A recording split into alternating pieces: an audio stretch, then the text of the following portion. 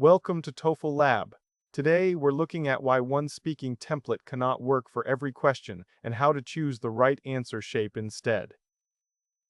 You can sound fluent, you can sound organized, you can sound completely confident and still get this task wrong because you answered a question your way instead of answering the question that was actually asked. That happens when one memorized structure meets four questions that don't all want the same thing from you. You force it in anyway because it worked before. It sounds fine coming out of your mouth, right up until it quietly misses half of what the question needed. The problem was never templates. The problem is forcing one of them onto every question in this interview. So let's get clear on what you're actually dealing with. Take an interview is one of the two speaking tasks on the current TOEFL. It's built like a short simulated interview. Someone asks you four questions, one after another, all connected to the same topic. You get 45 seconds to answer each one. No prep time, the question ends and you're talking. ETS itself describes how those four questions move. The early ones lean on facts and personal experience, what you do, what you think, what's familiar to you. The later ones ask you to take a position on something bigger and actually support it.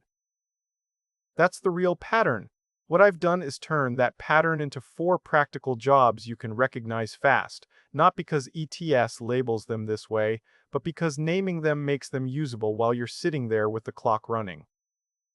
4 jobs, 4 question slots, and since there's no prep time before any of them, you need to recognize the job almost the moment you hear it. Before we get into what's different about each question, let's lock in what's the same. 4 rules, and they apply no matter which question you get. Through all 4, one thing never changes. The person listening should always know what your answer is, why you think that, and what your reasons or details are actually doing there. First, answer first.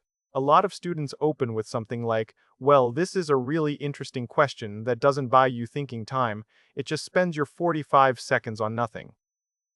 Say your answer in the first sentence. The rest of your time is for backing it up, not warming up.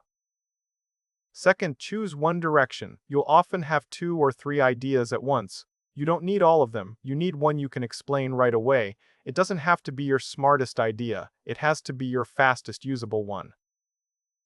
Third, and this one matters more than people think, support, don't repeat. Weak version, I think studying with friends is helpful because studying with friends helps you learn.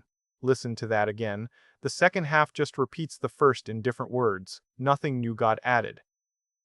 Useful version, I think studying with friends is helpful because you catch mistakes you wouldn't notice on your own. That's a real reason. It tells the listener something the first sentence didn't. Fourth, develop what the question needs. Not every answer needs a personal story. Not every answer needs main idea, reason, example in that exact order. Give the question what it's actually asking for, not what you rehearsed the night before. One more thing while we're here, bigger words don't fix an unclear idea. Clear thinking comes first. Vocabulary is just how you say it, not what saves you if you don't have it. Do all 4 of these and the listener's never lost. That's the foundation. Now here's where the 4 questions actually start asking different things of you.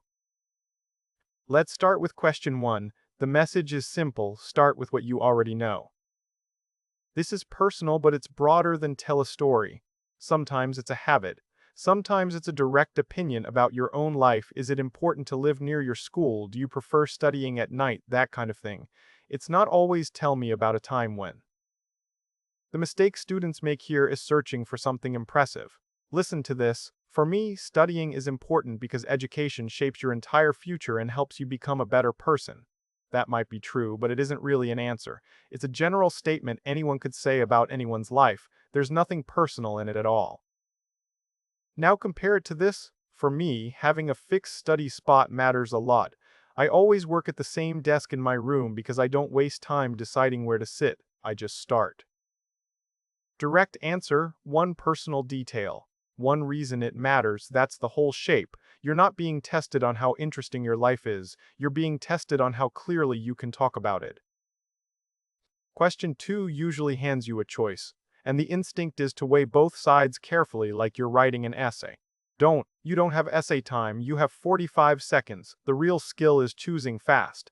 The best choice isn't the one that sounds smartest, it's the one you can support immediately. Picture it live. Would you rather study in a quiet library or a shared study space? You could go back and forth. Quiet is good for focus, but a shared space has energy, but focus matters more when exams are close. But stop, that's a student still deciding 30 seconds into a 45-second answer. Pick one instead. I'd choose the quiet library mainly because I focus better with no distractions around me. Choice, main reason, one piece of support. Done, you committed, and now you have time left to actually build the answer instead of still deciding. Question 3 is where that fourth rule gets tested the most. The instinct here is to reach for a story, for example, my friend once, even when the question never asked for one. What the idea actually needs is development. That just means saying more about why it's true, an explanation, a consequence of it, or one more relevant detail. None of those are steps you have to hit in order. They're just different ways of doing the same job, showing your thinking, not just stating it. Listen to the difference. Forced version. I think informal study spaces help students. For example, my friend studies in the campus cafe and she says it's nice. That's not really development. That's one small, slightly random anecdote holding up the whole claim. Natural version. I think informal study spaces help students because they lower the pressure you feel in a silent library. When it's less formal, people ask each other questions instead of sitting in silence, and that alone helps you catch what you don't understand. No story, no friend, just the idea opened up. That's what develop actually means. Now, question 4. This is the one that actually breaks students who only know one template because question 4 doesn't have one shape. The task controls the structure every single time. Your job is to read the demand before you build anything. Here's what that looks like when it goes wrong. Someone asks, how might reducing university libraries benefit students and what problem could it create? A student hears benefit, has a great idea, talks about it for 30 seconds and never gets to the second half. They answered part of the question, confidently, convincingly, and incompletely. And that matters for your score too. A response that only covers half of what's asked hasn't fully addressed the question, no matter how well that first half was explained. So before you speak, take 1 second and actually count. Is this one demand or 2? If it's 2 like that one, the shape is simple, part A with support, then part B with support, nothing fancy, just make sure both halves exist. Sometimes, though, question 4 isn't 2 parts, it's one big position. Something like, should city governments build more parks?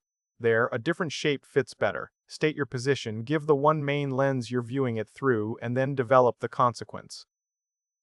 Neither of those is the question 4 template. That's the point, there isn't one.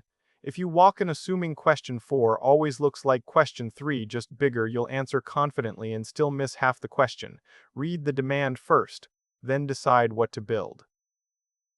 Quick recap before we put it all together. 4 jobs, 4 shapes. Personal or direct, answer, detail, support, choice, reason, support, explain or support an opinion, claim, why, develop, and broader or complex, no fixed shape, you read the demand and build only what it actually asks for. These are shapes, not scripts. A shape is just a reminder of the job your answer still has to do, not a box you fill in with a fixed sentence. Nobody's handing you sentences to memorize. Change the question, and the same shape produces a completely different answer because the question is still the one in charge. Let's run one complete interview and watch the job change question to question. I wrote these 4 questions myself, in the same style you'd see on test day, same student, same interview, 4 questions about how and where people study. First question, where do you usually study when you need to concentrate and why? This is personal and direct, so I'm not hunting for anything impressive, just my actual spot and the real reason it works. I usually study in the library on the 3rd floor. It's the quietest part of the building, so I'm not distracted by conversations or people walking past. I know exactly which desk I like near the window, and I go there most days around the same time, so now I pretty much go there without thinking about it. Direct answer, one real detail and a reason that's actually mine, not something I invented because it sounded. Next, if you had to choose, would you rather study in a quiet library or a shared study space? Why? This is a choice, so I commit fast instead of weighing both sides out loud. I'd choose the quiet library. When there's too much talking or movement around me, I actually study slower because I keep looking up. In a library, I can actually finish what I'm reading without having to start the same paragraph over again every few minutes. A shared space might motivate other people. For me, quiet wins. One clear choice, a real reason behind it, and enough follow-through that it doesn't sound rehearsed. Third, some universities are creating more informal study areas on campus. Do you think these spaces help students study effectively? Why or why not? This wants an opinion I actually develop, not a story tacked onto it. My answer is still one position, even though it comes with a condition. That's not the same as giving two competing answers. I think they can help, but it depends on the task. For focused reading, I don't think they work as well because there's more movement around you. For group work, though, an informal space is actually better. It feels less rigid, so people end up sharing ideas more freely. One claim, one real reason, developed instead of illustrated with a random example. Last one, suppose universities greatly reduced the number of traditional libraries and invested more in flexible study spaces.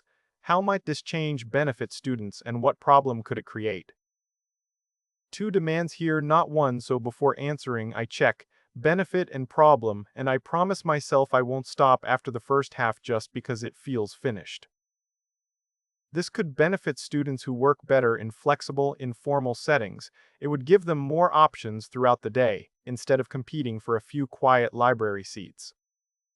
But it could also create a real problem for students who need total silence to concentrate, since fewer traditional libraries means fewer guaranteed quiet places. Both halves answered, both supported. That's what most students miss under pressure, not the thinking, just the second half. Before we close, check yourself against 3 fast habits. Too many ideas, still picking a direction when your time's already running. Repeating instead of supporting, your second sentence just says the first one again. Missing the actual demand, especially on question 4 where half an answer still isn't a full one. If any of those sound familiar, that's normal. They're just easy to fall into when you're nervous and the clock is running. One compact check to carry into the actual test. Before you answer anything, what is this question asking me to do? What's my answer? What's the one thing I'll use to support it? Underneath all 4 questions, the same principle holds. Answer first, choose one direction, support what you say. And underneath everything we covered today, different question, different job, different answer shape. If today changed how you'll listen to these 4 questions, that's really the whole goal, matching your answer to the job in front of you every time. That's how TOEFL Lab teaches speaking. See you in the next one.